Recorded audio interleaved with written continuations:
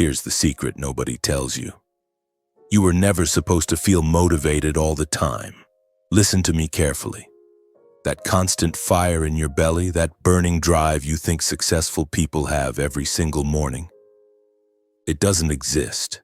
It's a myth. A lie sold to you by people who confuse discipline with machinery. And here's what that lie has done to you. Every time your motivation drops, every time you wake up and don't feel like working on your dreams, you think something is wrong with you. You think you're weak, broken, not cut out for this. You beat yourself up, you quit, you start over, you quit again, and the cycle continues. But here's the truth that will change everything. Motivation isn't a straight line. It's a wave. And you've been trying to fight the ocean instead of learning to surf. Think about the ocean for a moment. Imagine standing on a beach watching the waves roll in. High waves, low waves, they never stop coming, but they're never the same height. Some crash with power, others barely reach your ankles. Now imagine someone tells you, you need to make every wave the same height. Stay on the crest forever, never come down. You'd think they were insane, wouldn't you? Yet that's exactly what we've been told about motivation.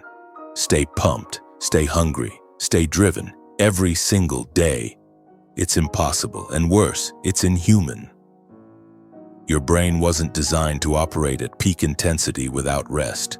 Your nervous system cycles through states of high energy and low energy by design, not by defect. When you're in a low motivation phase, your brain isn't failing you. It's recovering. But nobody told you that, did they? Instead, they sold you morning routines and productivity hacks and the idea that if you just tried harder, disciplined yourself more, you could override your nature. You could become a machine. And here's the problem with that. You're not a machine. You never were, you never will be. Let me ask you something.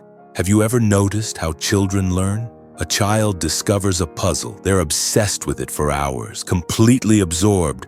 Then suddenly they drop it, they walk away, they play with something else for days. And then without warning, they come back to the puzzle with fresh eyes and solve it instantly. Did the child fail when they walked away? Did they lack discipline? No, they were surfing the wave naturally.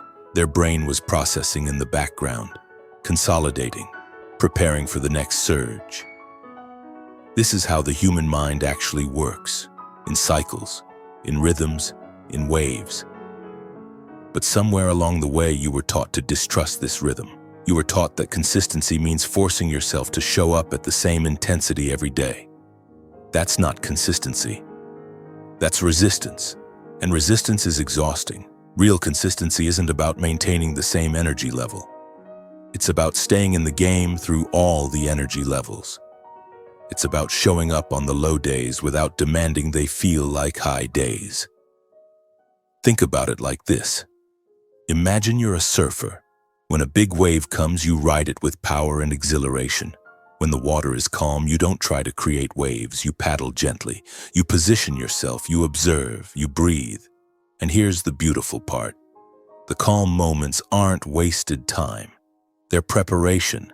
They're the foundation that makes the big waves possible. But we've been taught to panic during the calm, to think the wave will never come back, to force action when our system needs rest, to mistake a natural low for permanent failure. And that panic, that's what makes you quit. You don't quit because you're weak. You quit because you've been fighting against your own nature for so long that exhaustion becomes unbearable. So here's the revelation. The secret no productivity guru wants to admit because it can't be packaged into a simple system. The people who succeed long-term aren't the ones who feel motivated all the time. They're the ones who've learned to expect the lows and work with them instead of against them. Let me tell you how this actually works in your brain. When you're in a high motivation phase, your brain is flooded with dopamine. You feel energized, ideas flow, work feels effortless. This is the wave's crest, ride it, create during these times, push forward, capture the momentum. But here's what happens next, and this is crucial. After extended periods of high output, your brain's dopamine baseline drops. Not because something is wrong, but because that's how neurotransmitters work. They deplete and regenerate. It's physiology, not psychology.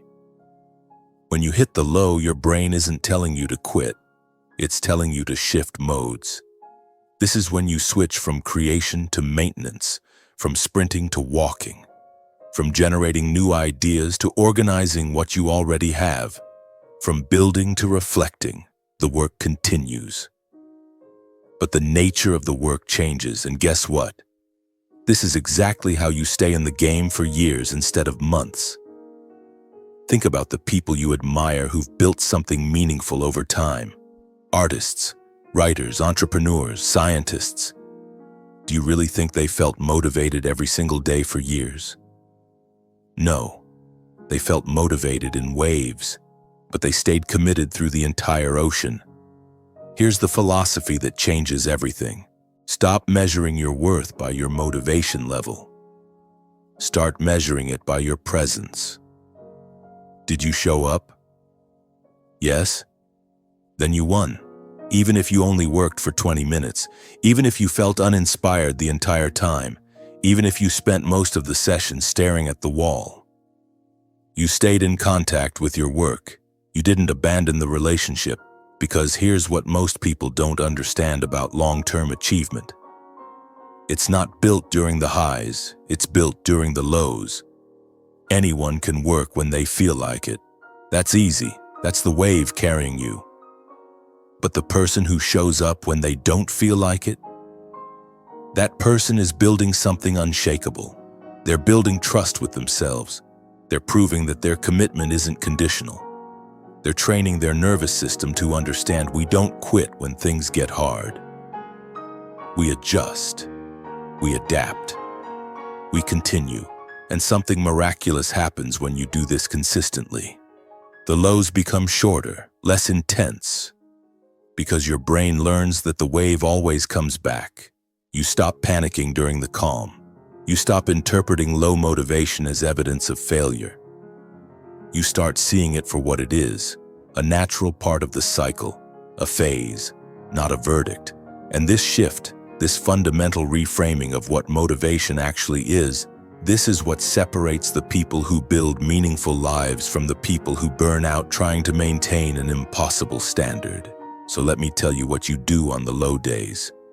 You show up, but you lower the bar. Dramatically, not because you're lazy, but because you're strategic. You do 10 minutes instead of 2 hours. You organize instead of create. You review old work instead of starting new projects. You stay in contact. That's all. And you do it without judgment, without beating yourself up, without that voice in your head saying, I should be doing more. Because that voice is the one that makes you quit. Silence it with this truth. I'm here. I'm present. The wave will come back. And it will. It always does. Think about your life. Haven't you noticed the pattern? Moments of incredible energy followed by periods of rest. Breakthroughs after plateaus. Clarity after confusion. The wave has always been there. You just didn't recognize it. You thought the lows meant something was wrong. But nothing is wrong. Nothing was ever wrong. You're a human being with a nervous system that evolved to cycle through different states. You have seasons, rhythms, tides. And the moment you stop fighting them and start working with them, everything changes. Your relationship with your work transforms. The guilt disappears. The pressure lifts. And paradoxically, you accomplish more because you're no longer wasting energy fighting against yourself. So here's what I want you to do right now. Think about where you are in the wave. Are you riding high? Then ride it. Create, build, push. But know the calm is coming, and that's okay. Are you in a low? Then be gentle with yourself. Show up softly, do less, but stay connected. Trust that the crest is forming beneath you, and most importantly, stop waiting to feel motivated before you give yourself permission to succeed. Your success doesn't depend on how you feel. It depends on whether you stay in the water. So stay. Through the highs and the lows, through the excitement and the boredom, through the breakthroughs and the plateaus. Because you weren't born to be a productivity machine. You were born to be a human who creates, rests, and creates again. A being with rhythms and cycles and seasons. That's not a weakness. That's your design. Now, I want to hear from you. Leave a comment below with just one sentence. I'm learning to surf the wave. That's it. No explanation needed. Just that acknowledgement. That you're done fighting the ocean. That you're ready to learn the real skill, staying in the game through all of its phases. And if this resonated with you, if something clicked, subscribe to this channel and hit that bell. Because we're building a community of people who see through the shallow advice and understand the deeper truths about how humans actually thrive. Give this video a like if you're committed to showing up even on the days when you don't feel like it. And remember, the wave always comes back. Always. Your only job is to still be there when it does. I'll see you in the next one.